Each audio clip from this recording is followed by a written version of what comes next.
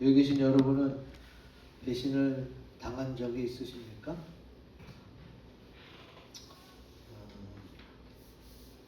배신을 한 번도 안 당해봤고 지금까지 인생에서 그런 큰 굴곡 없이 상처 없이 나는 평안히 잘 지내왔다고 조사해 보면은 표본 조사 결과 약 한 1% 정도의 사람들만이 나는 그냥 평안히 지냈다 이렇게 하는 것을 알 수가 있어요. 그러면 전 세계인 중에 1% 정도만 평안히 지냈다면 약 99%의 사람들이 어떻게 해요? 인생에서 배신과 배반 이런 걸 당하고 또 상처 속에 살아가야 돼요. 배신을 당했다고 바로 죽는 건 아니잖아요. 내가 계속 배반을 당해도 나는 또 계속 살아가야 되잖아요. 여러분에게 보여드린 이 주인공은 두 아이의 엄마입니다.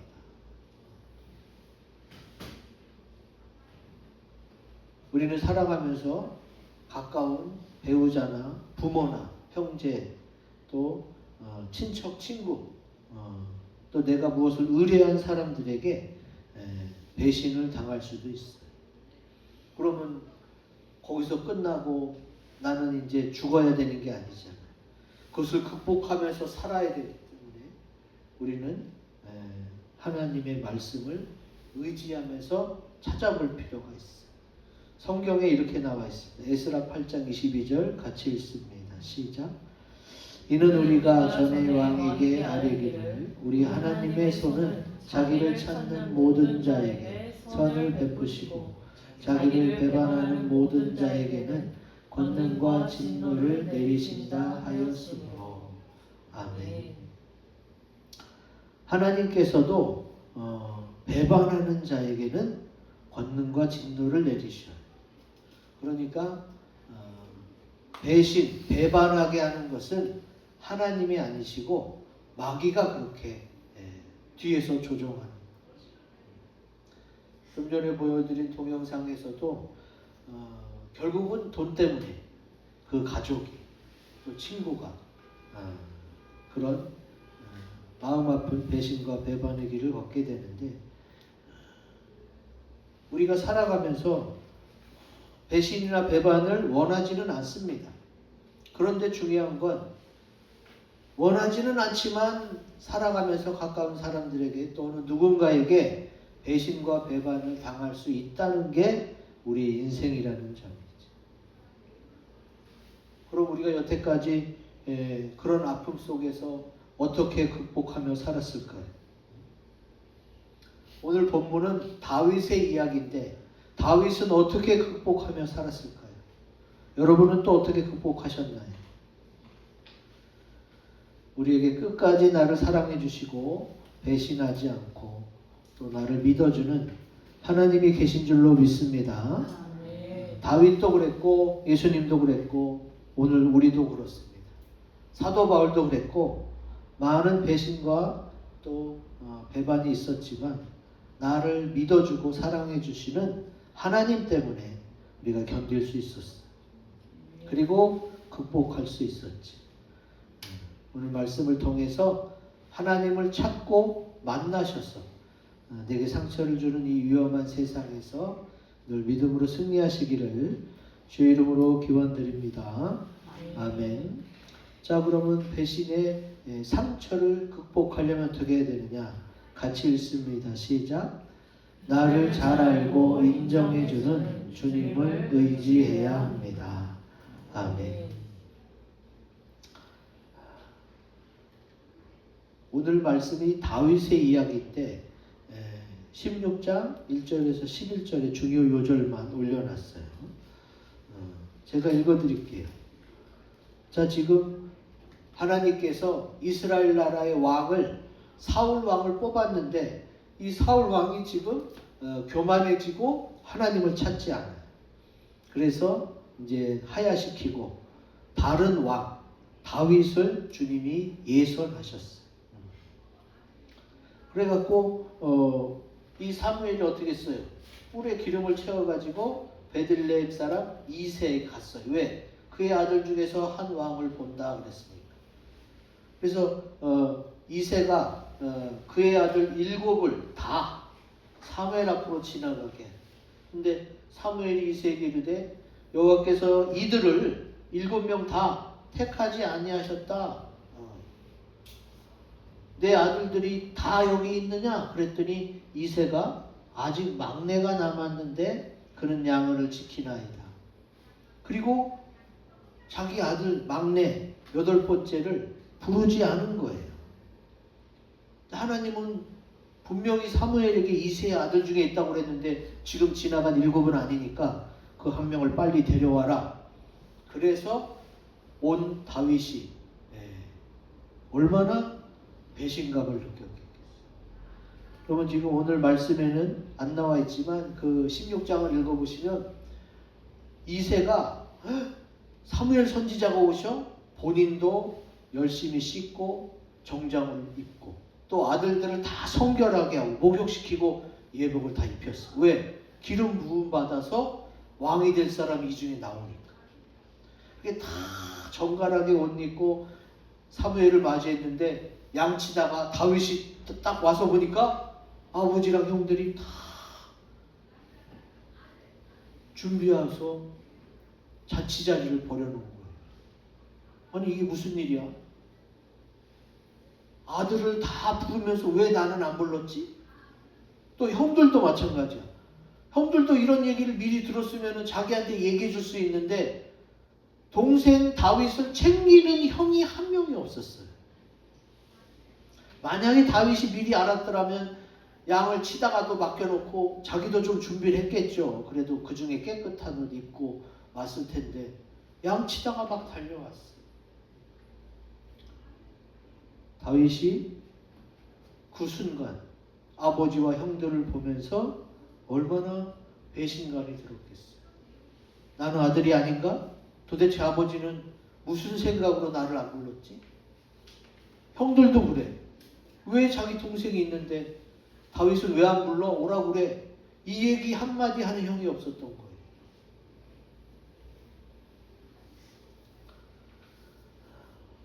한마디로 말하면 다윗은 아버지에게도 7명의 형들에게서도 인정을 못 받은 거지. 그러면 다윗을 인정해 주지 않는 게 이때만 그런 거냐? 그것도 아닙니다. 우리가 읽은 게 16장이에요. 근데 그 다음 장 17장에 보면은 큰형 엘리압이 다윗의 제일 큰형 엘리압이죠. 뭐라 그래요? 제가 읽어드릴게요. 큰형 엘리압이 다윗이 사람들에게 하는 말을 들은지라 그가 다윗에게 노를 바라여 이르되 내가 어찌하여 이리로 내려왔느냐? 들에 있는 양들을 누구에게 맡겼느냐? 나는 내 교만과 내 마음에 완악하고라노니 내가 전쟁을 구경하러 왔도다. 지금 다윗이요, 지금 전쟁에 나가 있는 큰형한테 아버지 이새가 너 큰형한테 이거 좀 갖다 주라고 심부름을 시킨 거예요. 그래서 왔다가 골리앗이랑 지금 전쟁 중에 있었거든요. 골리앗이 하나님과 이스라엘을 저주하는 걸 듣고 다윗은 열받아 있는데 큰형 엘리압이 지금 다윗을 막 꾸짖는 거야. 너 교만하고 너 완악해. 네가 뭔데 여기서 이래라 저라 해. 빨리 너 가. 이런 식으로 지금 큰형 엘리압이 다윗을 무시하고 있습니다. 여러분 이스라엘 나라 가면 예루살렘에 가면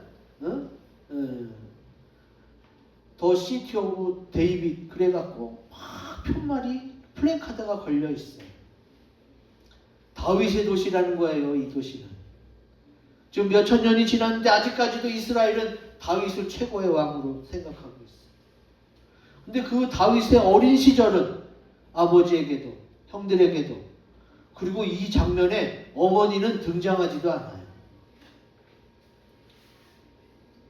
여러분 이삭을 생각해 보세요. 이삭이 자기 쌍둥이 아들 에서와 야곱을 둘 다 경쟁시킨 게 아니라 에서만 따로 불러다가 별미를 만들어 오면 내가 너에게 장자의 축복을 줄게. 그래서 이삭이 에서만 사랑했거든요. 근데 그 얘기를 듣고 엄마 리브가가 야곱을 준비시키고 아버지의 장자 축복 기도를 야곱이 받게 하잖아요. 그러니까 엄마는 그래도 아들 편이 될 수 있는데 지금 이 이야기에서 이새의 와이프 다윗의 엄마는 얘기도 안 나와 지금. 다윗이 이렇게 어려운 어린 시절을 보냈어요. 이 성경에는 자세히 안 나오지만 다윗이 아마도 서자이지 않을까 하고 추정하고 있습니다. 그러니까 아버지가 정실 부인에게서 난 아들이 아니기 때문에 사무엘에게 보여주지 않은 것 같고, 형들도 그런 처지다 보니까 굳이 다윗에게 얘기하지 않은 게 아닌가, 그런 추정을 해보는데 성경에는 정확히 안 나와 있으니까 우리는 요 상황만 봐야 되지. 어머니가 다르다 치더라도 이새의 아들인 건 분명하잖아요. 근데 다윗은 어떻게 해요? 아버지에게도 또 형들에게도 인정을 못 받았지. 그런데 그 상황에서 지금 하나님은 어떻게 했어요? 이새의 아들 8명 중에 마지막 막내, 지금 양치는 그 다윗을 어떻게 해요? 내가 왕으로 보았다 이렇게 표현하잖아요. 하나님은 다윗을 아는 거예요. 다윗을 잘 알아줬던 하나님이 계시듯이 지금 여러분의 인생 가운데 내 어린 시절이 불우했고 또 누가 날 안 알아주고 나를 힘들게 하는 그런 상황이 있을 수 있어요. 그러나 그럼에도 불구하고 나에 대해서 가장 잘 아시는 하나님이 계신 줄 믿으시기 바랍니다. 그래서 이 하나님을 다윗이 의지했어요. 아버지도 아들을 데려오라 할 때 부르지도 않았고, 형들도 말 한마디 안 해주고, 어머니는 등장하지도 않고, 어려운 어린 시절을 보냈지만 다윗이 의지했던 건 하나님이었죠. 그래서 하나님이 어떻게 해요? 목동인데 그가 공부를 잘해서 무슨 시험에 합격을 하고 등용문에 우리나라 과거 시험처럼 그런데 이렇게 등용해갖고 관리가 된 게 아니에요. 그냥 양치고 있는데 하나님은 그 다윗을 유심히 봤던 거예요. 그래서 다윗을 잘 알았던 거예요. 우리가 믿는 하나님은 그렇단 말이에요. 내가 어디 조그만 도시도 아니고 구석 시골에서 무엇을 하고 있을지라도 내가 맡은 일을 열심히 하고 있으면 하나님이 나를 인정하고 왕으로 세우실 줄로 믿습니다. 여러분, 내가 어떤 일을 맡았든 그 일을 잘하고 있으면 하나님은 기억하신다는 거예요. 아버지도 형들도 나오지도 않은 어머니한테 기댈 하나도 없는, 기댈 것이 없는 다윗을 하나님은 잘 알고 있었고 그를 인정해서 왕으로 세우시죠. 다윗이 왕이 돼서도요, 자기 아내였던 미갈에게 인정받지 못하던 것도 나와요. 그때 다윗이 한 말이 바로 오늘 우리의 다윗의 믿음을 알 수 있는 근간이 됩니다. 사무엘하 6장 21절 같이 읽습니다. 시작. 다윗이 미갈에게 이르되 이는 여호와 앞에서 한 것이니라. 그가 내 아버지와 그의 온 집을 버리시고 나를 택하사 나를 여호와의 백성 이스라엘의 주권자로 삼으셨으니 내가 여호와 앞에서 뛰놀리라. 아멘. 다윗이 왕이 되고 나서도 사울의 딸이었던 미갈이 결혼해서 와이프지만 언약궤가 막 들어오는 걸 보고 다윗이 좋아서 춤추니까 그걸 보고 다윗을 업신여겼거든요. 왕이 뭐 저래 채통 없이 저게 뭐야. 그랬더니 다윗이 그때 미갈에게 한 이야기가 이거예요. 너희 아버지 사울과 사울의 온 집은 버림을 당했지만 양치던 목동 나는 주님이 택함을 받아서 이렇게 이스라엘의 주권자, 지금도 기억될 왕으로 그렇게 하나님이 나를 세웠다. 내가 근데 하나님 앞에 이렇게 춤추지 못할 일이 뭐가 있겠냐. 그러면서 주님을 의지했던 다윗의 이야기가 나오죠. 다윗의 어린 시절 생각하면 참 안 됐습니다. 또 우리의 어린 시절도 그럴 수 있어요. 누구에게 인정받지 못하고 또 계속 무시당하고 왕따당하고 또 힘들게 보낼 수가 있어요. 요새 나온 어떤 드라마에서도 그 여주인공이 그렇더라고요. 아버지로부터 집안 사람들로부터 참 인정받기 힘드니까 그냥 본인이 계속 어떻게 자기 삶을 개척하면서 살아요. 보여드린 동영상에서도 의지할 데가 없었어요. 부모조차, 오빠조차, 남편, 친구조차 의지할 데가 없었는데 어떻게? 그렇다고 생을 마감할 수도 없는 것이. 이때 필요한 것은 바로 나를 잘 알는 그 하나님을 의지해서 배신의 상처이든 또 마음의 상처, 큰 아픔이 있을지라도 다 믿음으로 이겨내시기를 주의 이름으로 기원드립니다. 아멘. 두 번째, 배신의 상처를 극복하려면 같이 읽습니다. 시작. 나를 보내신 주님의 뜻을 믿고 중심을 잡아야 합니다. 아멘. 자, 오늘 본문 말씀에 중요한 내용이 여기 나옵니다. 사무엘상 16장 7절 같이 읽습니다. 시작. 여호와께서 사무엘에게 이르시되 그의 용모와 키를 보지 말라. 내가 이미 그를 버렸노라. 내가 보는 것은 사람과 같지 아니하니 사람은 외모를 보거니와 나 여호와는 중심을 보느니라 하시더라. 아멘. 자, 지금 엘리압, 큰형 엘리압이 다 이 아들이 하나님이 예비하신 아들입니까? 라고 할 때 첫 번째 나왔죠. 근데 키가 크고 훤칠해. 그래서 이 사람인가 그랬더니 하나님이 아니라는 거잖아요. 그의 용모와 키를 보지 말라. 내가 이미 그를 버렸노라. 여러분, 사울 왕도요, 다른 사람의 머리 하나가 클 정도로 굉장히 키가 컸어요. 그리고 처음에는 순수했어요. 근데 나중에 변질됐거든. 자, 하나님은 키 큰 거, 외모가 화려한 거, 뭐 이런 거 안 봅니다. 아주 중요해요. 사람은 외모를 봅니다. 지금도 남자들에게 여자들에게 이상형을 물어보면 다 외모를 조건에 걸지요. 외모를 빼고 말할 수는 없어요. 사람은 그런 걸 보죠. 근데 하나님은 그런 걸 안 봐요. 뭘 봐요, 하나님은? 그 사람의 중심, 그 사람의 마음에, 그 사람이 근간, 뿌리가 어떠한가? 그걸 본단 말이에요.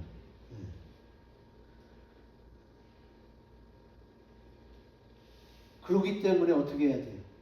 우리는 우리의 중심을 놓치고 살면 안 돼요. 왜 중심을 놓치고 살면 안 되느냐? 뭐라 그래도 다윗이 불러서 와봤더니 아버지에게, 형들에게 배신감을 잊어버릴 수가 없어. 왜 이렇게 됐을까? 근데 그때 화내고 이러면 어떻게 해요? 사무엘에게 기름 부음 받는 게 날아가는 거예요. 무슨 일이 있었겠지. 중심을 잡고 흔들리지 않고 바로 서 있으면 어떻게 해요? 다시 기회가 와요. 아주 중요한. 왜? 그 아무것도 아닌 것 같은 양치는 그 일을 열심히 했더니 어떻게 해요? 하나님이 다윗을 왕으로 예선하자. 그러니까 사람들은 놓치고 사람들은 쉽게 보고 무시하고 인정 안 해도 하나님은 다 아시기 때문에 내가 중심을 잡고 살아가고 있으면 얼마든지 기회가 온다는 거지. 이게 바로 뿌리신앙이라고 볼 수 있어요. 뿌리신앙. 우리가 중심을 잡고 신앙생활 잘하는 거, 이 뿌리신앙을 잘 지켜야 되는 거지. 누가복음에 주님이 이 말씀을 하십니다. 8장 13절 같이 읽습니다. 시작. 바위 위에 있다는 것은 말씀을 들을 때에 기쁨으로 받으나 뿌리가 없어 잠깐 믿다가 시련을 당할 때에 배반하는 자요. 아멘. 자, 바위 위에 있는 씨는 어떻게 돼요? 말씀을 들을 때 기쁨으로 받아요. 근데 뿌리가 없으니까 시련을 당하면 배반이 일어나요.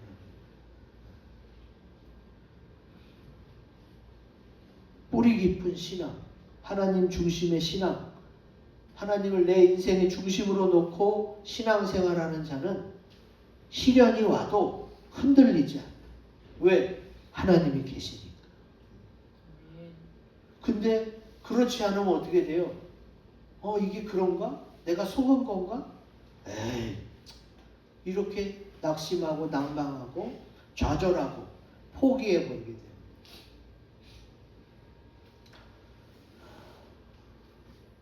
중요합니다. 근데 하나님이 눈에 보이는 게 아니잖아요. 손에 이렇게 만져지지 않잖아요. 하나님은 분명히 계신데 눈에 보이고 손에 만져지지 않는 그런 것 때문에 우리가 자꾸 흔들릴 수가 있어요. 그럼 우리 뿌리 중심의 신앙을 지키려면 어떻게 해야 되겠어요?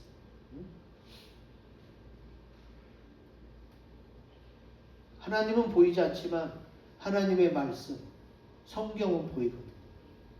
그래서 우리에게 하나님이 성경을 주시는 거예요. 하나님의 말씀. 이 말씀이 곧 나니까 이 말씀을 붙잡고 지키며 살아라. 그러면 내가 너를 잘 알고 너를 인정해서 언제 어디선가 세워줄 테니 너는 그것을 끝까지 믿고 어떻게 중심을 잡고 살아라.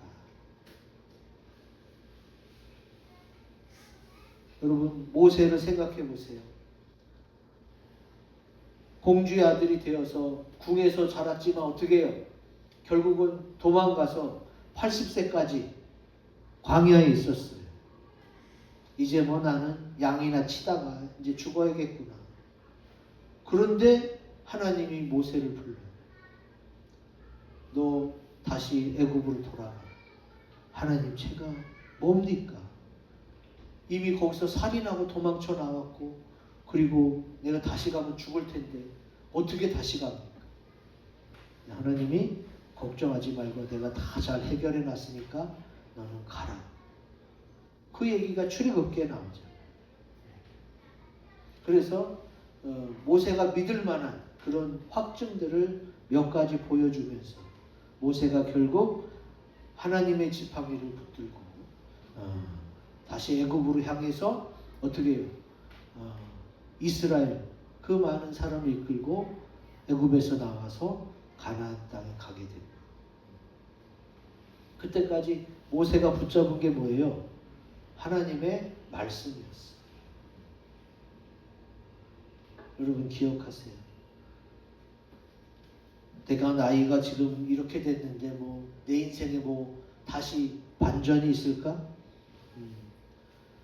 내 중심 신앙을 내 뿌리 신앙을 잘 가지고 지키고 있으면 하나님께서 우리에게 약속하신 그 비전들을 이루어 주실 줄로 믿습니다. 여러분이 기도하는 게 있잖아요. 주님 이제 저는 나이가 많이 들고 하나님 나라가 가까웠으니까 내 자녀나 손주가 이렇게 되게 해주세요 하고 기도했던 것들이 있잖아요. 주님은 그것도 들어줄 수도 있고 또 나이 많고 연약해진 나를 붙들고 또 쓰실 수도 있어요. 모세가 80세인데 120세까지 눈이 흐리지 않고 기력이 정정해서 여러분 모세가 늙어 죽은 게 아니에요. 쇠잔에서 쇠약해서 죽은 게 아니에요. 그냥 하나님이 일을 다 하니까 마치고 데려간 거예요. 우리는 기억해야 돼요. 하나님이 모세에게 주신 그 비전 결국 다 이루셨죠. 또 다윗에게도 마찬가지예요. 야곱에게도 마찬가지예요. 하나님이 그 영혼을 불러서 주신 비전을 어떻게 내가 믿어야 돼요. 나를 이 세상에 보내신 주님의 뜻이 있지. 그게 크든 작든 그 뜻을 내가 믿고 중심을 잡고 살아가고 있으면 하나님께서 그 비전을 이루어 주실 줄로 믿습니다. 요한계시록에 그런 말씀이 있어요. 3장 8절 같이 읽습니다. 시작. 내가 내 행위를 아노니 내가 작은 능력을 가지고서도 내 말을 지키며 내 이름을 배반하지 아니하였도다. 아멘.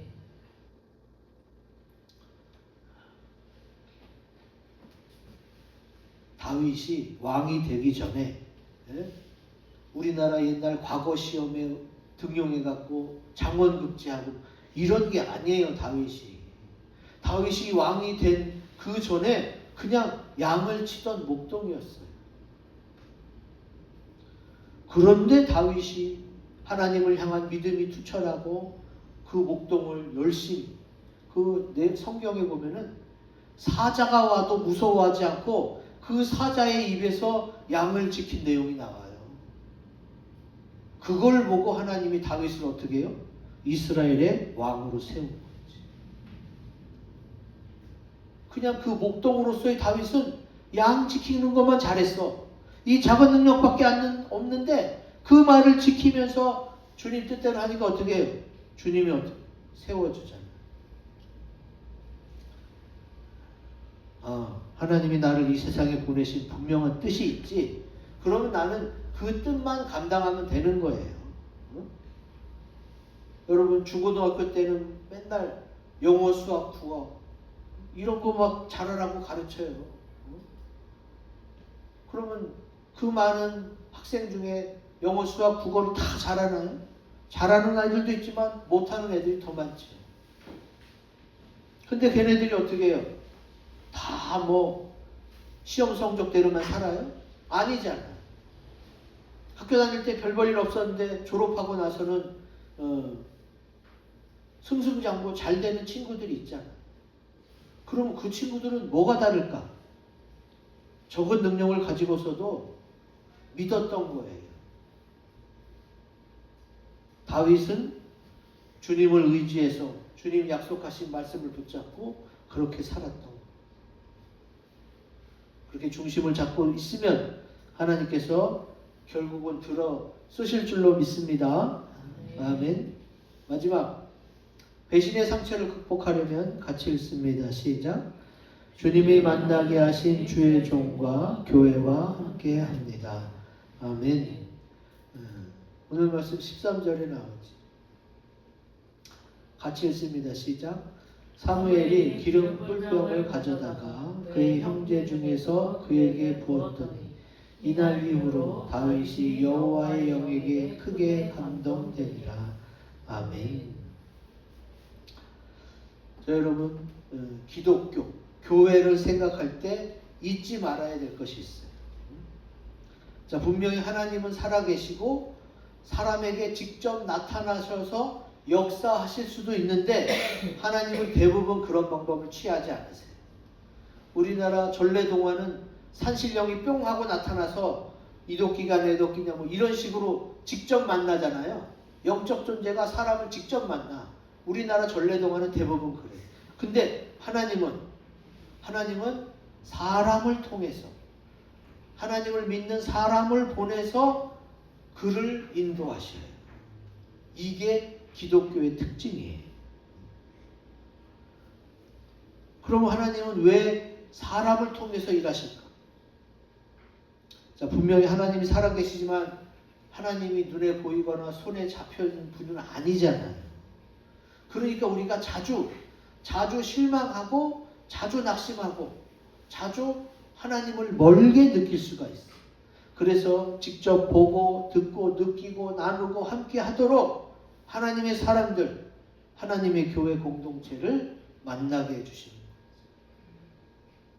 그래서 지금 저와 여러분들이 주님 안에서 그래서 만난 거예요. 여러분 지금 우리 교회만 있는 건 아니잖아요. 지금 우리나라에 특히 교회가 많잖아요. 그 많은 교회와 목사님 중에서 왜 여러분들이 저와 만났을까? 하나님이 만나게 해주신 줄로 믿습니다. 왜? 하나님이 인도해 주셔서 하나님의 일을 할 수 있도록 그렇게 해주신 거지.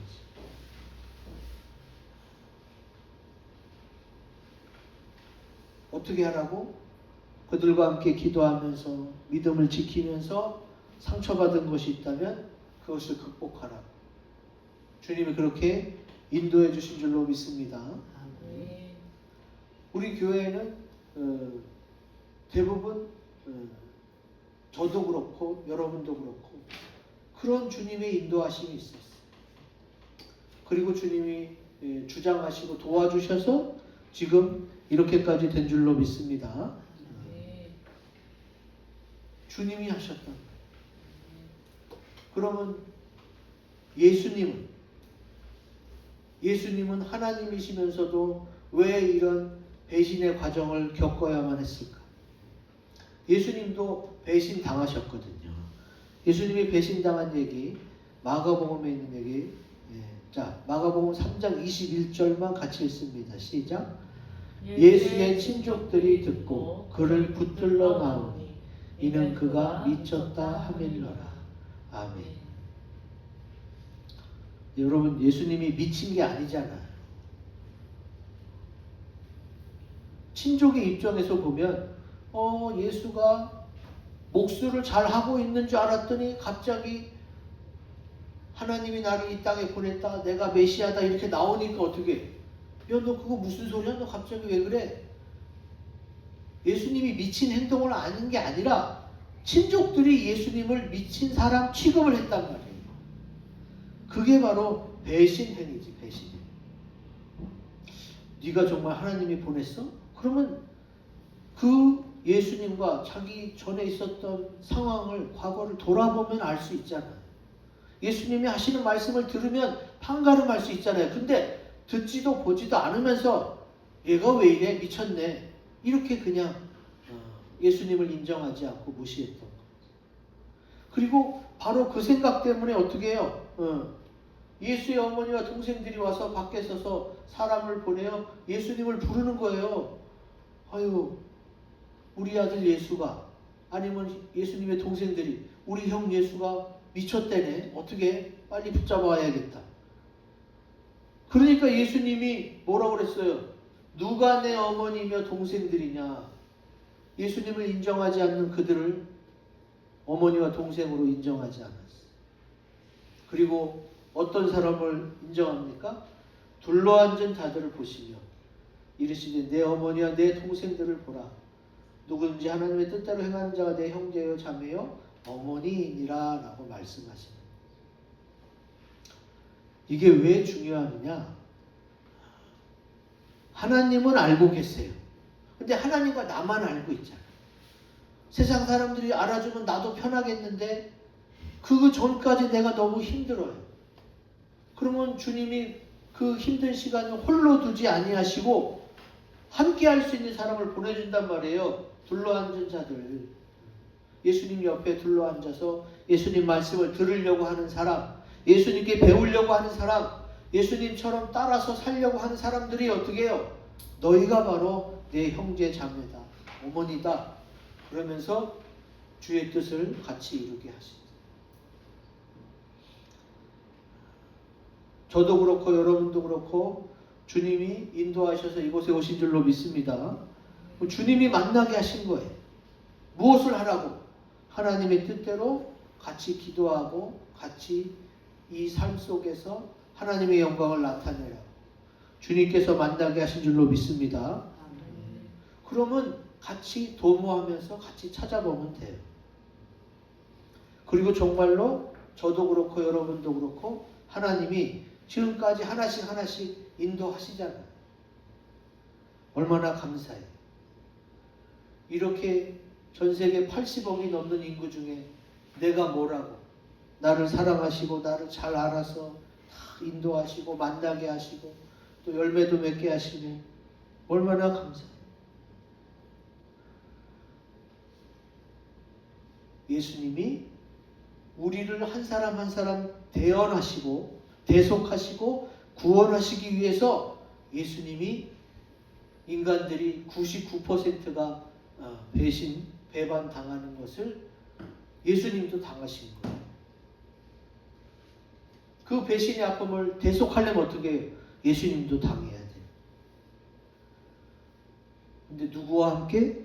주님의 뜻대로 함께하는 자들과 그들과 같이 이 아픔을 이기시고 승리하신 줄로 믿습니다. 이게 중요해요. 그냥 뭐 주님은 하셨는데 나는 못해요. 이게 아니라 예수님이 하시고 그 길을 걸어가셨잖아요. 그리고 너는 나를 따라오기만 하면 된다. 그럼 우리도 각자 자기 십자가를 지고 자기를 부인하면서 주님을 따라가면 되는 거예요.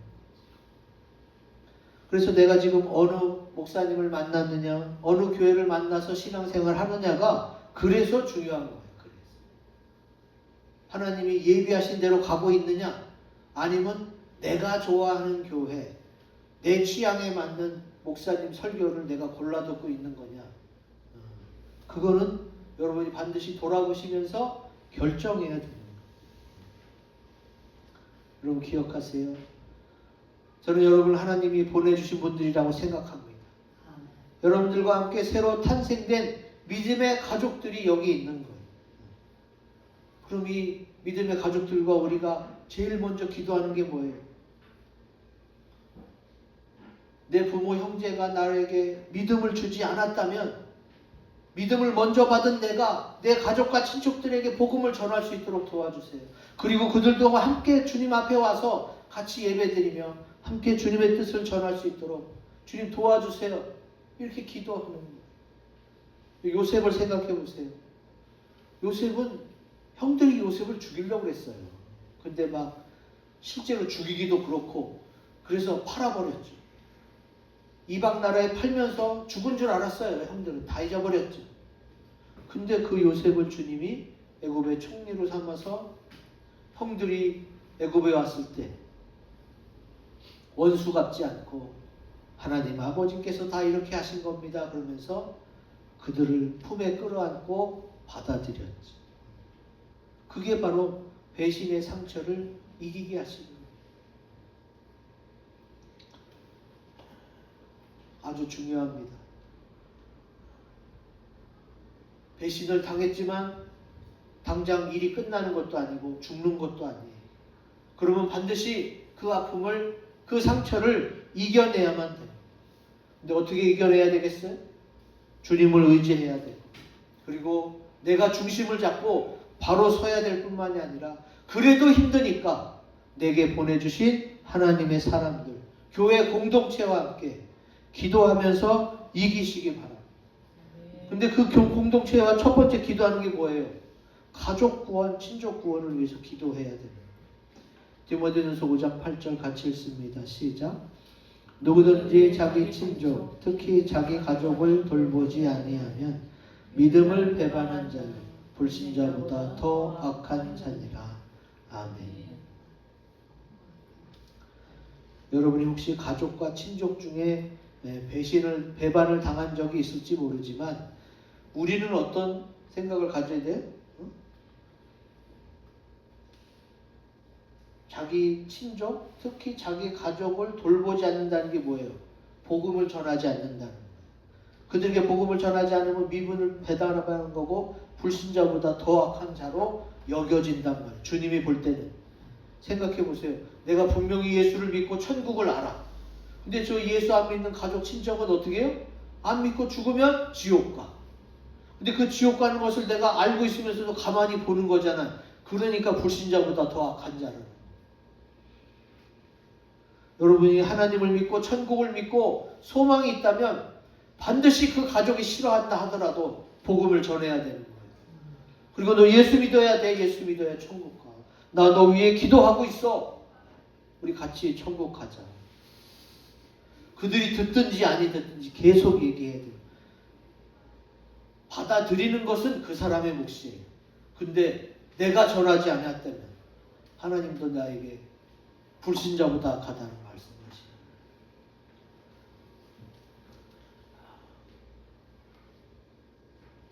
우리가 배신과 배반을 당했다면 가족과 친족에게 당한 게 가장 큰 아픔일 거예요.